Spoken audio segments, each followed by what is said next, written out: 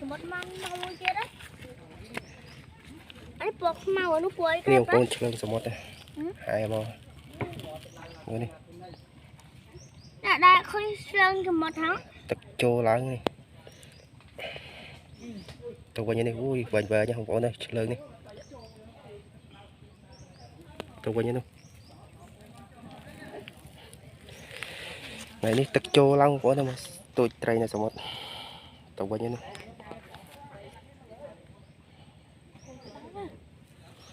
vần về nha chơi này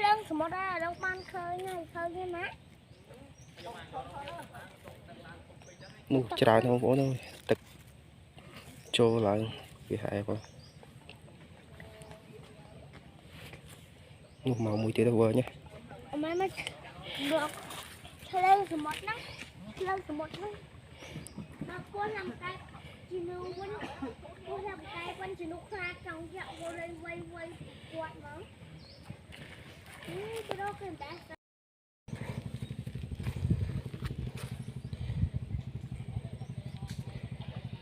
ăn đi khói muốn này bảo gì hết này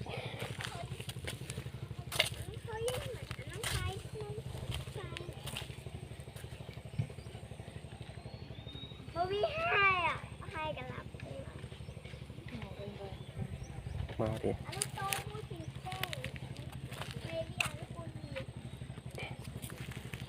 ngủ lằng bên tắc chán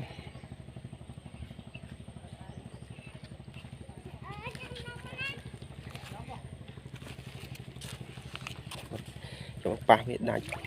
như không có này ba biết khói đánh nó hai ban hết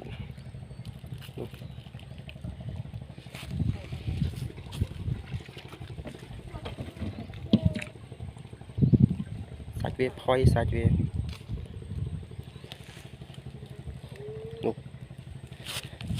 đánh bên tắc đánh cho nó hai ban hết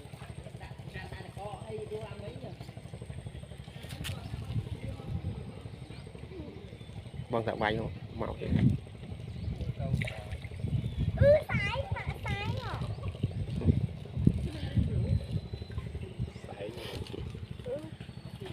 là một trào nữa nè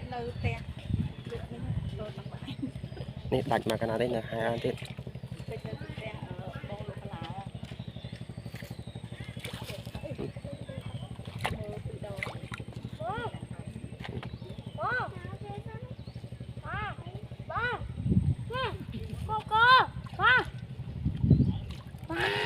tôi nữa không? Nói tôi tìm á.